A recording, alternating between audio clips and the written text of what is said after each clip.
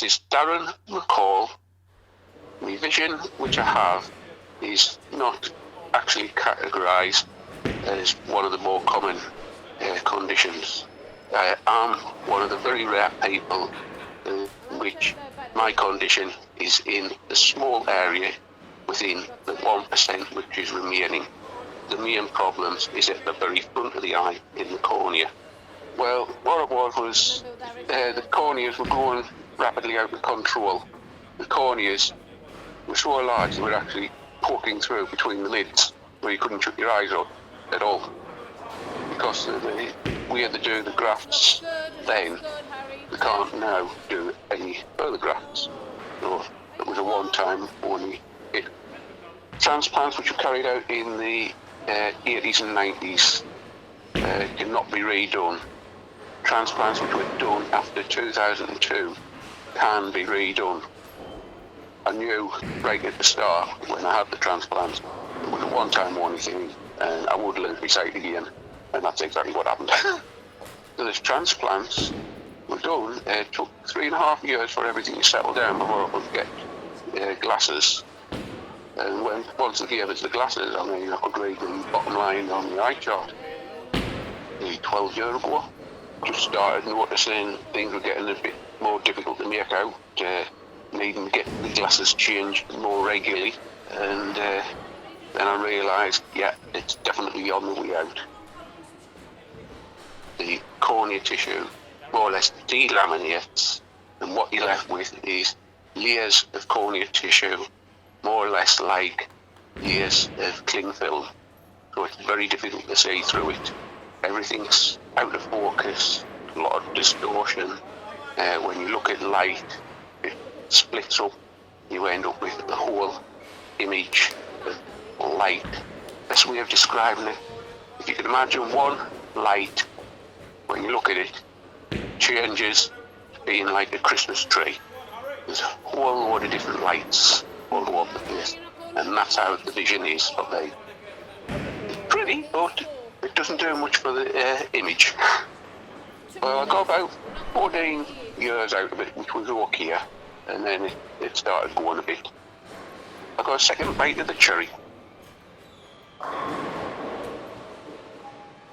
Nice one, Tenpin.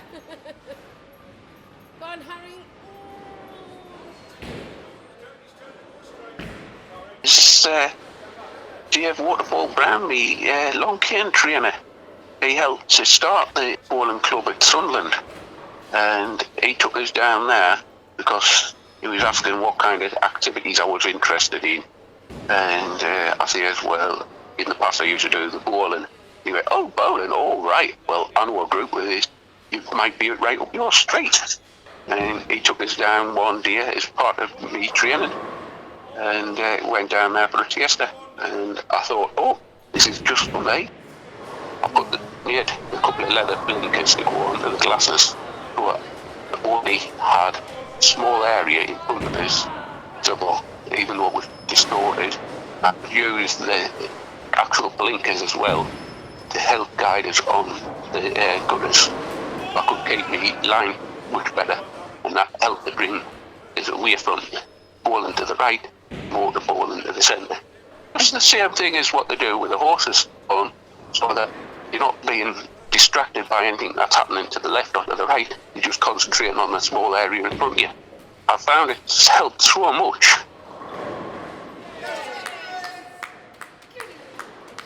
When he hit us, the glasses turned and went in towards the orbit of the eye.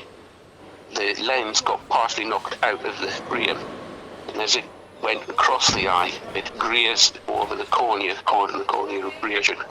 So unfortunately, that eye now is useless. Everything's so badly distorted. There's been further damage with the layers of the cornea, so there's more layers now showing. Just no good now. I was saying the opticians a couple of times. First time they thought, oh, it might sort itself out. But the second time they said, oh no, there's been far more abrasion than they first thought. The new glasses which I got, the left lens now is just a clear lens. There's no prescription at all on that lens. and the right lens is a very strong prescription, and it's going to take some time to get used to that one. It's just to pull in the focus a bit.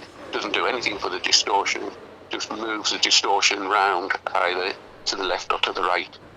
Where when you reduce the problem of the focus, then you're just working with the distortion. So although things are badly distorted, it's possible to work out the actual image should be, because you know how the distortion pattern works. So the longer you stare at an object, the more you can work out what should be there, because the brain tries to fill in all the spaces what it can't quite work out. Unfortunately, I've never had a chance to work. When I was 16, I collapsed in the central bus station, which is now the Bridges, with a massive heart attack. I had what they call a heart seizure. I was clinically dead for over 2 minutes. Full respiratory arrest as well. The oxygen, brain was starved of oxygen, caused mild brain damage and left us really affected as if I'd had a mild stroke. So I never got the chance of work. That was 3 weeks before I was due to start work. I mean, it was right near the beginning of the lockdown when I started showing the symptoms, because the week before we went over to East Didsbury for the bowling competition, which didn't actually take place. And while we were on the train coming back, the stop before East Didsbury was Manchester Airport. There was already a person behind where I was sitting, and he was keep coughing down the side of the window and the seat. And it obviously came from the airport, so it must have been somewhere where it had been a bit rife. So that's where I believe I got it from. I mean, after the 5 years of continuous coughing, day and night, the fever finally gave way, and things started to slowly improve. Still got a bit of a cough now and then, but not too bad. Hasn't really changed that much, only that you're limited how long you can be out for. I mean, I still have to take Denny out for our walks every day, because she's leash relieved. So even when I was bad, because we were in the village, in a small village right in the country, I was able to still get out and give her our exercise to get her spent without really meeting anybody. It hasn't really changed that much. I mean, you're still going off to the shop. It's all right, you've got to do the queues. But I found out that the large Tesco store where I go to, I get into the queue and I'm maybe straight away pulled out of the queue and escorted into the shop by one of the workers. Do a bit of queue jumping. I'm taking the maximum precautions. I mean, I wear the rubber gloves. I've got the face mask, but I've also got a hat which has the screen on the front as well for epidemics. So even when people are breaking the 2 metre rule and they're right on your shoulder, because I've had a few people right on my shoulder when they should have been keeping away, and it's just extra years of protection. You just got to do it.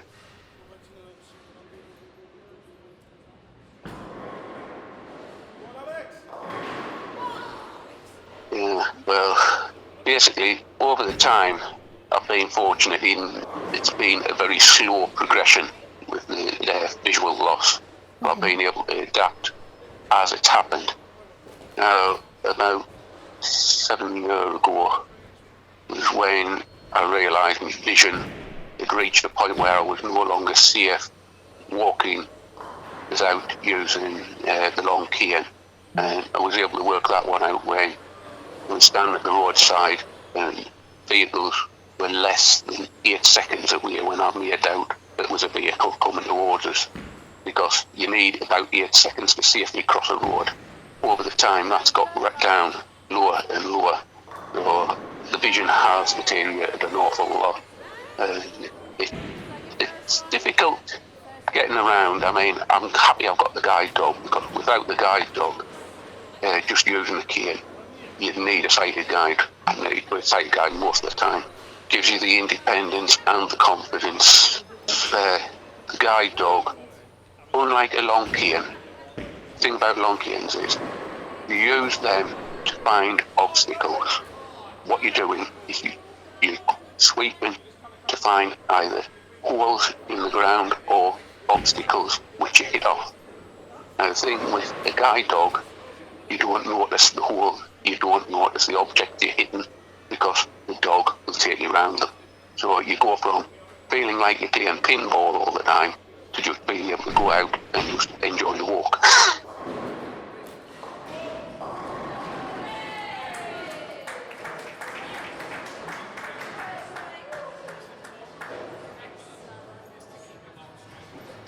I got the call a couple of years back. I went on the waiting list, and I was on the waiting list for 2 days, and then the phone is up and says, we've got a dog that's a possible match, and I just could not believe it, because I was expecting 2 years. That's what everyone had told us, it's going to take about 2 years. She was absolutely perfect. The first hour and a half is us in the house on our own without the instructor. She was crying a lot. After the hour and a half, it was time for a meal. She got a meal, and that was it. Right, I'm home, I'm settled. On the night, I took her upstairs to the bedroom and popped her in her bed next to mine, and she stayed there all night. When the instructor came the next morning and says, well, what kind of night did you have? How many times were you up? I says, none. I says, she went to bed, she went to sleep, she didn't get up until I got up in the morning. What? I don't believe this. He was an absolute toad for me. As soon as she went into the bedroom, he was happy. Well, of course, he will be, because dogs are a pack animal. They want to be with their pack.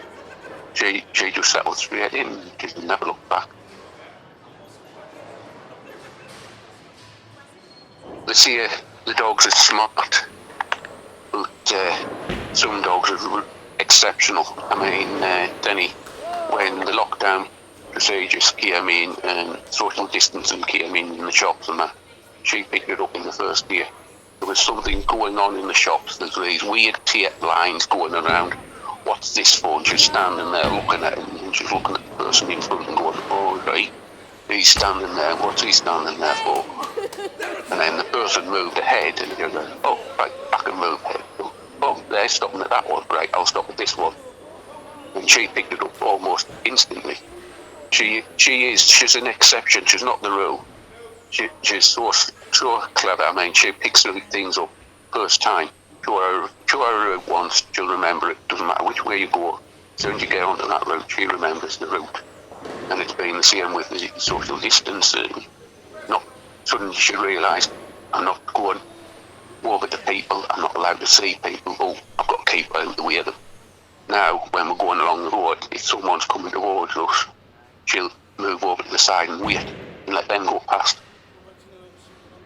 Because she noticed other people, as we were going along, were stopping for people going past, and she thought, I wonder if I'm supposed to do this. Right, I'll do it. I've been expecting it. I mean, you got to be foolish to think that it was going to be sorted out in a matter of a few weeks. Antiviruses take an awful long time to develop, and I myself, I don't see the bowling restarting this year at all, because bowling is right down at the bottom of their priorities. It's a social event, and myself, I think a number of bowling alleys are going to go down, because they're just not getting the money to pay the bills. I can't see the bowling really surviving. Well, we are keeping in contact via the internet. That's one good thing. We keep sending messages to each other, so we are keeping in contact. It's just a case of we're going to have to wait and see how long this goes on for.